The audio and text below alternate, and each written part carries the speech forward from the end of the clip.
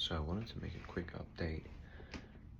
This is, I believe, this is my day 15, and I worked last night. I worked a bar. It was an exhausting shift, and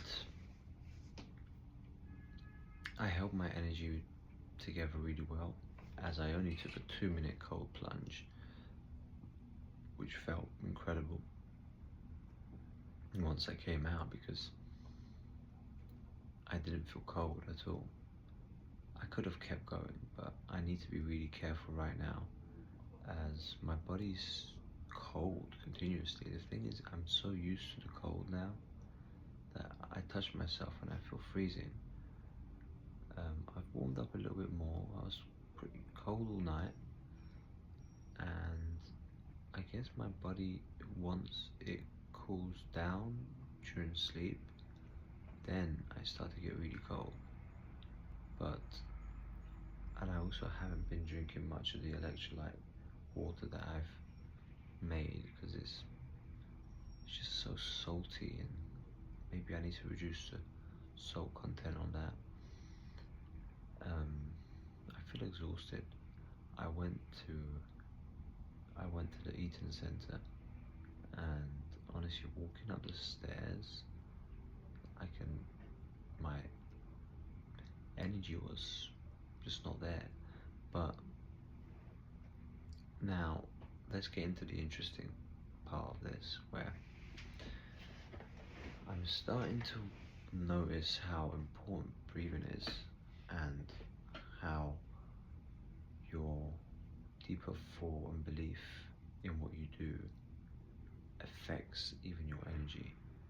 The second I start feeling tired or exhausted, and my mind my insides tell me, you're not, this is nothing, I suddenly get this strength, even now. Like, I wake up all of a sudden. So my mind is learning to control my body. That's what I mean with having completely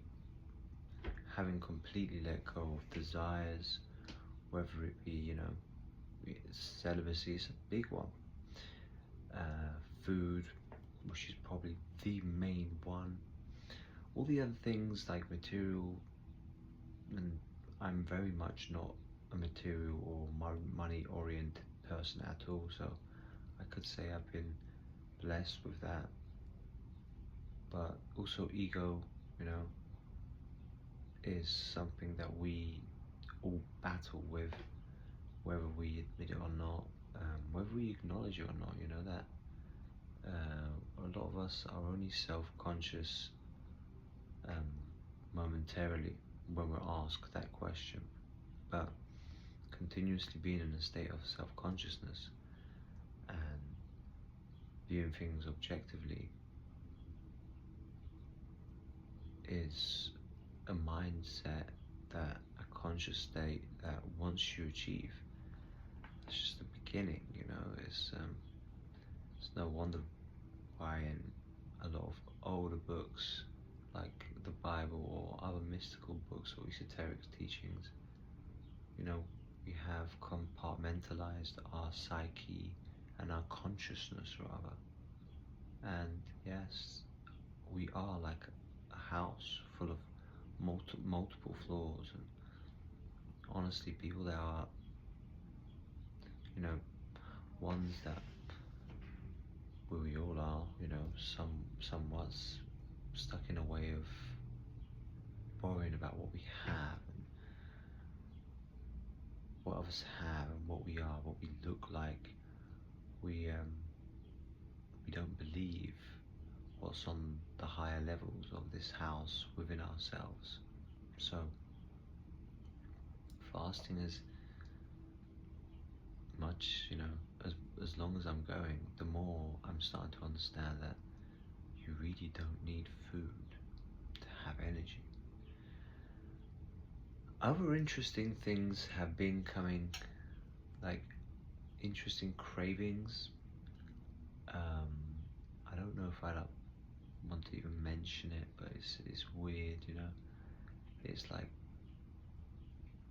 I'll say it straight, to be honest. It was like I had a dream of drinking blood, so that was interesting. And yeah, that's like something I've never thought about. When I was a kid, I did like to eat raw meat. My mum would make koftas, and she'd prepare them on a tray. And before they went in the oven, I'd already eaten a few raw. I just like that taste. That I don't know how to explain it. So maybe it's something within our nature. Um, it's also, I guess, it kind of symbolizes, it's energy, nutrients, it's blood. That's the first thing we think about. But definitely never had like a vampire to want to be a vampire or anything. It's not something that really ever really was amazed me or anything. But yeah, learning to be more I'm naturally more subtle, and I am enjoying it, to be honest. So I did say 34, 35 days, but this is probably going to continue rather, to my birthday, which is, my birthday actually falls under Good Friday. So let's see. Much love.